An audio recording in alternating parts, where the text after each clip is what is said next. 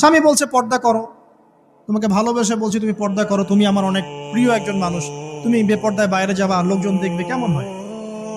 ঠিক আছে, তোমাকে তো আমি বিয়ে করেছি, তুমি আমার মানুষ, তোমাকে দেখবে কেন? প্রিয় মা ও বোনেরা, পর্দা ছাড়বেন না। আপনাদের জন্য 4টা কাজ: স্বামীর আনুগত্য করা, লজ্জাস্থানের হেফাজত করা, আপনার 5 ওয়াক্ত সালাত ঠিকঠাক মতো আদায় করা এবং রমজান মাসে সাওম রাখা। নবীজি বলেছেন সাল্লাল্লাহু আলাইহি ওয়াসাল্লাম, জান্নাতের যে কোনো দরজা দিয়ে ইচ্ছা আপনি প্রবেশ করতে পারবেন। আপনার জন্য সহজ। আর স্বামীর আনুগত্য বলতে আমি বুঝাইনি স্বামীর দাসত্ব করতে হবে, এটা বলিনি। এখনকার কিছু ফ্যামিনিস্ট মেয়ে আছে, ওরা আনুগত্য শব্দ মনে হয় যে দাসত্ব মনে হয়। আনুগত্য দাসত্ব এক জিনিস না। আনুগত্য কি? স্বামী কোরআন সুন্নাহর অনুকূলে কোনো কথা বলেছে, আপনি মানবেন। স্বামী বলছে পর্দা করো, তোমাকে ভালোবেসে বলছি তুমি পর্দা করো, তুমি আমার অনেক প্রিয় একজন মানুষ, তুমি বেপর্দায় বাইরে যাবা আর লোকজন দেখবে, কেমন হয়?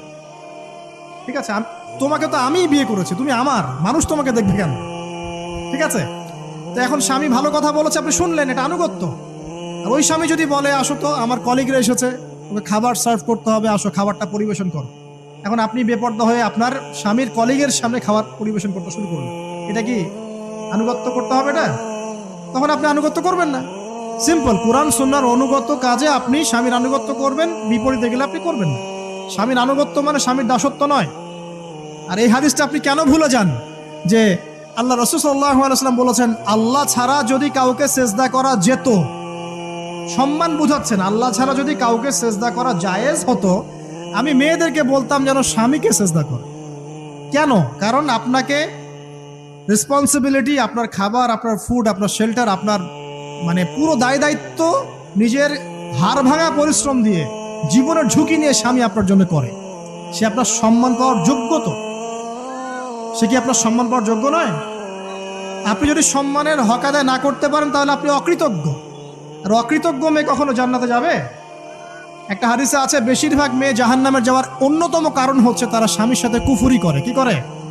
মানে সারা জীবন স্বামী ভালোবেসে যায়, ভরণ পোষণ দিয়ে যায়, সব চাহিদা পূরণ করে যায়, একদিন দেখবেন কথা কাটাকাটি হয়েছে, ওই দিন বলে বসবে যে তোমার কাছে আমি কিচ্ছু পাই নাই সারা জীবন। এই যে কুফরি, এই কারণে তারা জাহান্নামে যেতে পারে বেশি। আল্লাহ হেফাজত করুন। আমি আরেকটা কারণ হচ্ছে যে বেপর্দা। আপনাকে 4টা মূলনীতি ফলো করতে হবে।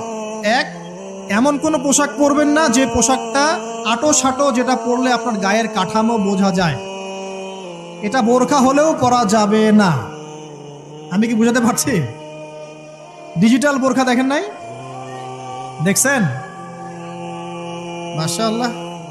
আর কারা কারা দেখছেন? এদিকে চোখ বেশি যায় না? আচ্ছা, এমনি দেখা যায়, চোখ দিতে হয় না, এমনি দেখা যায়। ডিজিটাল বোরখা চলবে না, ডিজিটাল বোরখা চলবে না। আমার মত, এটা আমি মত দিচ্ছি, আমি আল্লাহর রাস্তায় সময় দিয়েছি অনেকদিন, এবং এখানে যে পর্দাটা শেখানো হয় এরকম পর্দা আমি অন্য কোথাও দেখিনি। এত চমৎকার পর্দা শেখানো হয়। কারা কারা সময় লাগিয়েছেন? 3 দিন 7 দিন সময় দিয়েছেন কারা কারা? বেশিরভাগই দেন নাই। সমস্যা নাই, দিতে হবে, আমি বাধ্যতামূলক বলিনি আপনাকে। বলেছি এখানে পর্দা শেখানো হয়, চমৎকার পর্দা শেখানো হয়, যে এখানে চোখটা পর্যন্ত তাদের ঢেকে রাখার তালিম দেওয়া হয়। যাই হোক, যেখানেই শেখেন অ্যাটলিস্ট পর্দাটা শিখলেই হলো। এমন একটার জন্য এক একটা রোজা রাখলেই হয়ে যাবে। বাচ্চা প্রসব করার পরে যে 40 দিন পর্যন্ত মহিলাদের জন্য নামাজ পড়া নিষেধ থাকে, কিন্তু রমজান মাসের রোজা যদি ওই সময়ের মধ্যে পড়ে যায়, রমজানের রোজা মাফ নাই, পরবর্তীতে আদায় করে নিবে। সব মাসলা অতটুকুই ঠিক আছে, শুধু মহিলাদের ক্ষেত্রে এই 2টা মাসলা একটু বাড়ায়া যাবে, আর বাকি যা কিছু আছে সবগুলির জন্য একটা একটা করলেই হয়ে যাবে। কিন্তু কেহ যদি সুস্থ অবস্থায়, মুসাফির অবস্থাও ছিল না, তার গণনায় ভুলও হয় নাই, এমন কোন ব্যক্তি যদি রোজা ভঙ্গ করে, রোজা যদি নষ্ট করে ফেলে, ওই ব্যক্তির জন্য একটার জন্য একটা দিলেও কাজ হবে না, একটার জন্য ফিদিয়া দিলেও কাজ হবে না।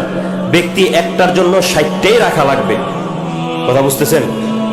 ওই সময় যদি কেউ বলে যে না আমি ফিদিয়া দেব না, আমি শুধুমাত্র ওই কাজটা করব, একটার জন্য একটা রোজা রাখবো, তাহলে হবে না। কারণ আল্লাহ রাব্বুল আলামিন সীমাবদ্ধ দিয়েছেন, ফামান কানা মিনকুম মারিদান আও আলা সাফারিন ফাইদ্দাতুম মিন আইয়ামিন উখর।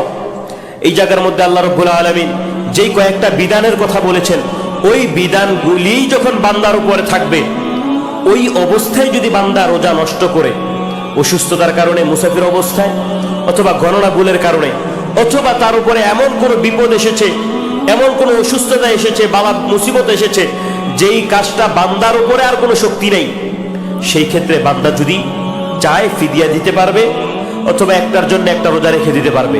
কিন্তু এছাড়া বাকি যদি কেউ রোজা নষ্ট করে, তাহলে বান্দার জন্য আর কোনো সুযোগ নাই, বান্দা একটার জন্য 60টা রাখতে হবে। এবার একটু চিন্তা করেন, রমজান মাসের একটা রোজার মর্যাদা আল্লাহর কাছে কত বেশি। কেহ যদি রমজান মাসে 30টা রোজার একটা রোজাও যদি না রাখে, বাকি পরবর্তী মাসগুলির হিসাব যদি আল্লাহর কাছে দিতে যায়, যদি বলে না ভুল তো হয়ে গেছে, এবার আল্লাহর কাছে তো আমি হিসাবে দাঁড়ানো লাগবে, কি করব? সেই ক্ষেত্রে দেখেন, বান্দা 12 মাস রোজা রেখে শুধুমাত্র 6টা রোজার হিসাব তুলতে পারবে।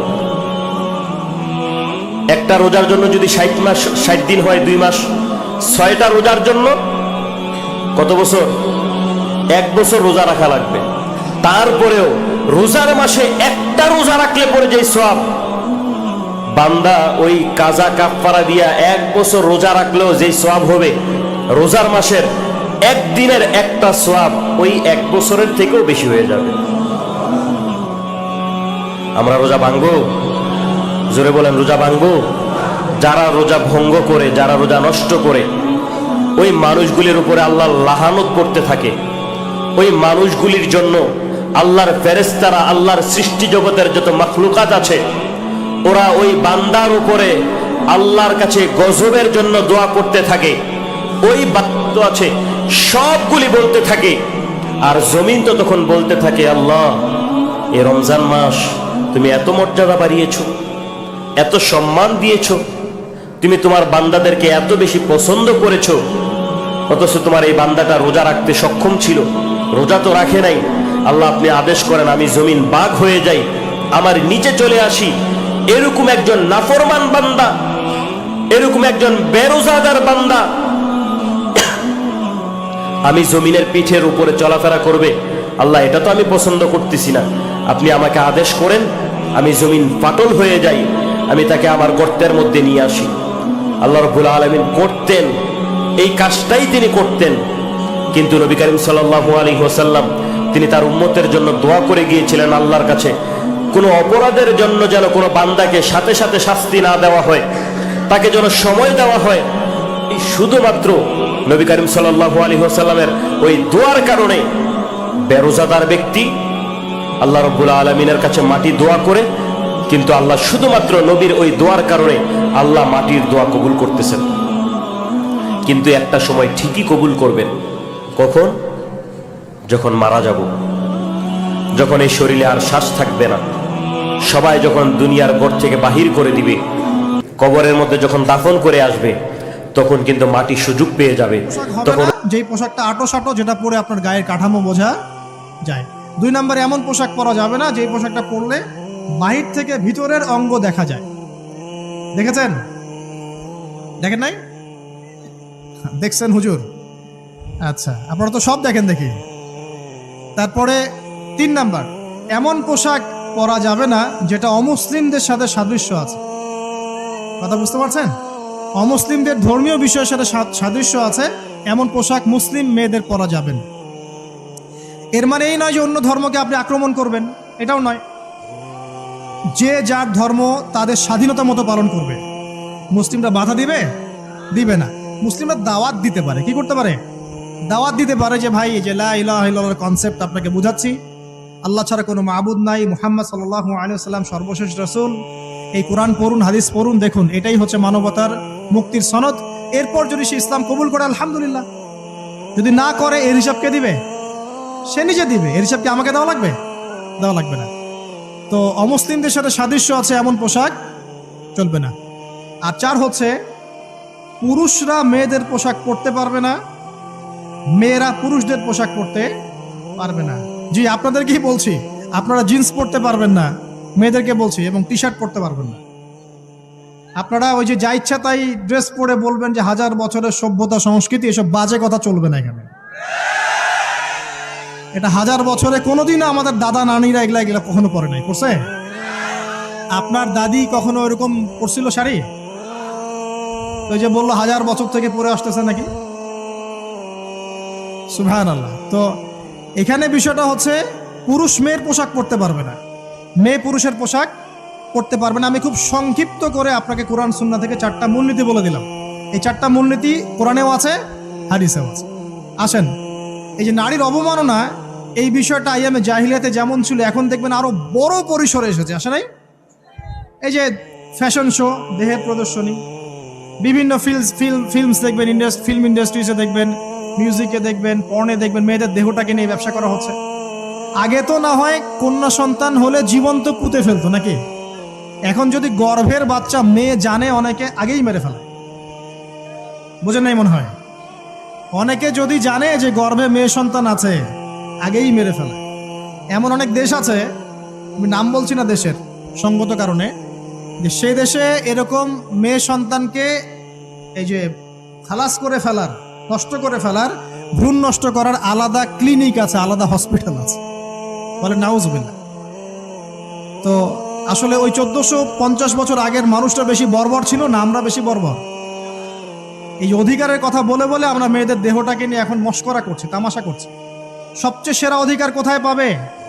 কোরআনে পাবে, হাদিসে পাবে, ইসলামে পাবে। তার পর্দা নিশ্চিত হবে, দেহ সেফ থাকবে, তার ইজ্জত নিশ্চিত হবে, ইজ্জত সেফ থাকবে, তার সম্মান সেফ থাকবে, তাকে রাজরানীর মতো স্বামী বাসায় রাখবে, কারণ সে হচ্ছে তার কাছে সবচেয়ে মূল্যবান প্রিয় বস্তু। শুধু তাই নয়, সম্পত্তির অধিকার তাকে দিতে হবে। একজন মেয়ে তার ভাইয়ের সম্পত্তি পাবে, তার বাবার সম্পত্তি পাবে, তার স্বামীর সম্পত্তি পাবে, সব দিক থেকে সে সম্পত্তি পাবে। আর একজন ছেলে কিন্তু সব দিক থেকে সম্পত্তি পাবে না। এই বিষয়গুলো যখন এক শ্রেণীর মানুষ বোঝে না, তখন ইসলামের বিরুদ্ধে অহেতুক প্রপাগান্ডা চালানো শুরু করে। সবচেয়ে সেরা সম্মান রক্ষার উদাহরণ দেয়া হয়েছে ইসলামে, কোরআনে এবং হাদিসে। এই কথাটা আপনাদের মা বোনদেরকে বোঝাবেন, তবে নম্রতার সাথে বোঝাবেন, কারণ উচ্চবাচ্য করলে তারা কথা শুনবে না। আর আল্লাহ রাসূল সাল্লাল্লাহু আলাইহি ওয়াসাল্লাম বলেছেন, কিছুটা বাঁকা হাড় দিয়ে তাদেরকে তৈরি করা হয়েছে। যদি আপনি শক্ত করে চাপ দিতে যান তাহলে ভেঙে যাবে, আর যদি আপনি ওই অবস্থায় ছেড়ে দেন তাহলে বাঁকাই থেকে যাবে। এখানে আপনাকে হিকমা অবলম্বন করতে হবে। আল্লাহ পাক তৌফিক দান করুন। একটা বিষয় বলছিলাম, ওই যে শিরক, আমার মায়েরা খেয়াল করে শুনুন, বিশ্বনবী আপনাদের উদ্দেশ্য করে বলেন, আল মারআতু ইযা সাল্লাত খামসাহা ওয়া সামাত শাহরাহা হাফিজাত ফুরুজাহা আতাআত বা'লাহা ফালতাদখুল মিন আইয়ি আবওয়াবিল জান্নাতি শাআত। বিশ্বনবী বলেন, ও রমণীরা, ও নারীরা, যে সমস্ত নারী এই 4টা কাজ করবে, এই 4টা কাজের গ্যারান্টি দিবে, তাদেরকে জান্নাতের 8টা দরজার গ্যারান্টি দেয়া হবে। কি 4টা কাজ? 1 নাম্বার, আল মারআতু ইযা সাল্লাত খামসাহা, যে নারী 5 ওয়াক্ত নামাজ পড়ে। কি করে? জেলা স্টেডিয়ামে অবস্থানরত আমার নারীরা, বোনেরা, বিশ্বনবী আপনাদেরকে 4টা কাজের কথা বলেছেন, খুব বেশি না। 4টা করলে 8 জান্নাতের দরজা সব খোলা। কোনটা দিয়ে যাবেন? যেটা দিয়ে মনে চায়। 1 নাম্বার 5 ওয়াক্ত নামাজ। আমার বোনেরা জোহরের নামাজ পড়তে পড়তে এটা আসরে নিয়ে যায়, আসর পড়তে পড়তে এটা মাগরিবে নিয়ে যায়, এরকম আসরা নাই? লালমনিরহাটে হয়তো নাই। আমার বোনেরা এটা করবেন না। ইন্নাস সালাতা কানাত আলাল মুমিনিনা কিতাবাম মাওকুতা, সময় মতো পড়বেন। সামাত শাহরা, রমাদানের রোজাগুলো রাখবেন। হাফিজাত ফুরুজাহা, যে নারী তার চরিত্রকে হেফাজত করে, তার প্রাইভেট হেফাজত করে, তার লজ্জাস্থান হেফাজত করে। ও মায়েরা, আপনার এই গর্ভ যে কত দামি আপনি জানেন না। আপনার এই গর্ভ থেকে জন্মাবে আগামীর সালাহুদ্দিন আল আইয়ুবী। আপনার গর্ভ থেকেই জন্মাবে ইমাম আল মাহদি আল মুনতাদার। আপনার পেট থেকে জন্মাবে আবু সাইদের মতো বীর সৈনিক। আপনার পেট থেকে জন্মাবে মুগ্ধের মতো বীর মুজাহিদ। আপনি জানেন না কে আসবে আপনার পেট থেকে। সময়টাকে কাজে লাগান, ইসলামকে বুঝেন, মানেন, আমাদের ইসলামিক লেকচারগুলো শোনেন। আমরা যে বার্তাগুলো, ইনস্ট্রাকশনগুলো, দিক নির্দেশনাগুলো আপনাদের খেদমতে রাখি, এগুলো মেনে চলুন। আপনিই পারেন আপনার ঘরটাকে জান্নাতের টুকরা বানাতে। একটা family, it's a very big institution and you are the MD, the managing director of this institution. চিল্লায় বলেন ঠিক কিনা? চাইলেই পারেন ঘরটারে জান্নাতের টুকরা বানাতে। 5 ওয়াক্ত সালাত, রমাদানের রোজা, নিজের চরিত্রের হেফাজত, ও আতাআত বালাহা, স্বামীর আনুগত্য, এটাতে অনেকে ভুল করে থাকে। হায় রে আমার বোনেরা, স্বামীর আনুগত্যকে এটা নিজের অপমান মনে করবেন না। আপনার স্বামী আপনার সবচেয়ে বড় গার্ডিয়ান, তিনি আপনার সবচেয়ে ভালো চায়। নারী কখনো গার্ডিয়ানশিপের বাইরে থাকতে পারে না। হয় আপনি বাবার গার্ডিয়ানশিপের ভেতরে, বা আপনার থাকলে ভাই আপনার গার্ডিয়ান, ভাই না থাকলে চাচা গার্ডিয়ান, বিয়ের পরে আপনার স্বামী আপনার গার্ডিয়ান। শরিয়া সম্মত স্বামীর আদেশগুলো আপনি মেনে চলবেন, কিন্তু শরিয়া বিরুদ্ধ কোনো আদেশ মানতে আপনি বাধ্য নয়। আওয়াজ করে বলুন সবাই, ঠিক কিনা? এই 4টা কাজ যদি কোনো নারী করে, বিশ্বনবী বলেন জান্নাতের 8টা দরজা খোলা, তোমার যেটা দিয়ে মনে চায় সেটা দিয়ে জান্নাতে তুমি এন্ট্রি নিতে পারবা। আমরা এখানে লালমনিরহাটের সোহরাওয়ার্দী ময়দানে আজকে যেমন একত্রিত হতে পারলাম, আল্লাহর জান্নাতেও যেন একত্রিত হতে পারে। আল্লাহ তুমি তৌফিক দান করো। আল্লাহ আমার এই কলিজার টুকরা যুবক ভাইদেরকে তুমি ওমরে ফারুকের মতো কবুল করো। জেলা স্টেডিয়ামে অবস্থানরত আমার মা বোনদেরকে তুমি ফাতেমার মতো, খাদিজার মতো কবুল করো। আমার ভাইরা, বিশ্বনবীর বয়স তখন প্রায় 51 বছর। কত বছর? বিশ্বনবীর সবচেয়ে কাছের মানুষ খাদিজা রাদিয়াল্লাহু তাআলা আনহা ইন্তেকাল করেছেন।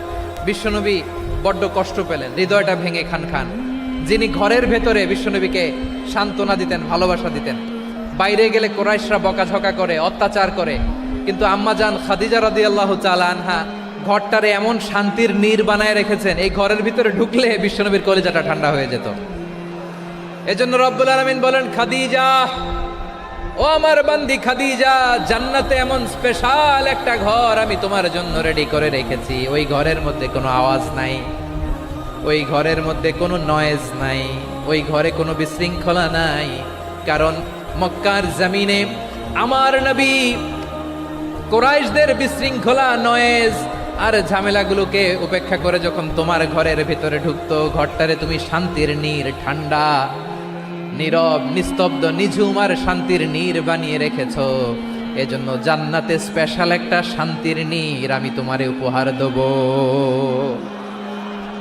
ওই প্রিয়তমা স্ত্রী খাদিজা ইন্তেকাল করলেন, বিশ্বনবীর হৃদয় ভেঙে খান খান। আবার ওনার চাচা আবু তালেব ইন্তেকাল করলেন, যিনি পলিটিক্যাল শেল্টার দিতেন নবীকে। কে দিতেন? আবু তালেবের ভয়ে, বিশ্বনবীর এই চাচার ভয়ে কোনো মুশরিক নবীর গায়ে হাত দেওয়ার সাহস পায় নাই। এখন স্ত্রীও নাই, চাচাও নাই, নবীকে আশ্রয় দেওয়ার কেউ নাই, নবীর চারদিকে অন্ধকার। নবী এখন কই যাবেন? আমার পেয়ারা নবী নতুন স্টেশন খুঁজতেছেন, নতুন দাওয়াতি প্ল্যাটফর্ম খুঁজতেছেন। তিনি যায়েদ বিন হারেসা রাদিয়াল্লাহু তাআলা আনহুকে নিয়ে মক্কার পাশের একটা নেইবরিং সিটি তায়েফে চলে গেলেন। কোথায় চলে গেলেন?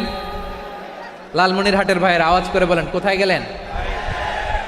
তায়েফে চলে গেলেন দিনের দাওয়াত দেওয়ার জন্য। কি দেওয়ার জন্য? নাকি জমি কিনতে গেছিলেন? জমি কিনতে, দুনিয়ার যশ খ্যাতির জন্য, নিজের কোনো লাভের জন্য? তায়েফবাসীদেরকে জাহান্নামের আগুন থেকে বাঁচানোর জন্য। আওয়াজ করে বলতে হবে, ঠিক কিনা? বিশ্বনবী বিশাল মরুপথ, পাহাড়ি পথ পাড়ি দিয়ে তায়েফের মরুজমিনে গেলেন কোরআনের দাওয়াত নিয়ে, ইমানের দাওয়াত নিয়ে। কিন্তু তায়েফের লোকেরা বিশ্বনবীর দাওয়াতকে শুধু প্রত্যাখ্যান করেই থামে নাই, তারা বিশ্বনবীর সাথে অত্যন্ত খারাপ আচরণ করেছে। বিশ্বনবীকে শারীরিকভাবে হেনস্থা করেছে, আমার নবীকে শারীরিকভাবে অত্যাচার করেছে, আমার পেয়ারা নবীর গায়ে পাথর মেরেছে, বিশ্বনবীর গা বেয়ে ঝরঝর করে রক্ত ঝরেছে, নবী জামিনের মধ্যে লুটিয়ে পড়েছেন, আবার মেরেছে, আবার নবী হাঁটতে শুরু করলেন, পেছন থেকে আবার মেরেছে, আবার নবী রক্তাক্ত হয়ে জামিনের মধ্যে লুটিয়ে পড়লেন, আবার মেরেছে। বিশ্বনবীর মতো এত সুশ্রী মানব, বিশ্বনবীর মতো এত শুভ্র মানব, বিশ্বনবীর মতো এমন চমৎকার দেহাবয়ব দিয়ে রব্বুল আলামিন কাউকে বানান নাই। এরকম চমৎকার মানুষটাকে তারা তায়েফের ওই জমিনে রক্তাক্ত করেছে। বিশ্বনবী দুনিয়ার কোনো স্বার্থের জন্য সেখানে যান নাই, নিজের কোনো লাভের জন্য, প্রাপ্তির জন্য যান নাই, তায়েফবাসীদের জাহান্নামের আগুন থেকে বাঁচাতে গিয়েছেন। ঠিক কিনা বলেন? খেয়ে না খেয়ে দিন প্রচারের কাজে নিজেকে দিয়েছ বিলিয়ে, তায়েফের কাফিরেরা চিনল না সে আলো, দুষ্ট ছেলেদের পিছু দিল লেলিয়ে। পাথরের আঘাতে ক্ষত বিক্ষত হয়ে সারা শরীর থেকে রক্ত ঝরে।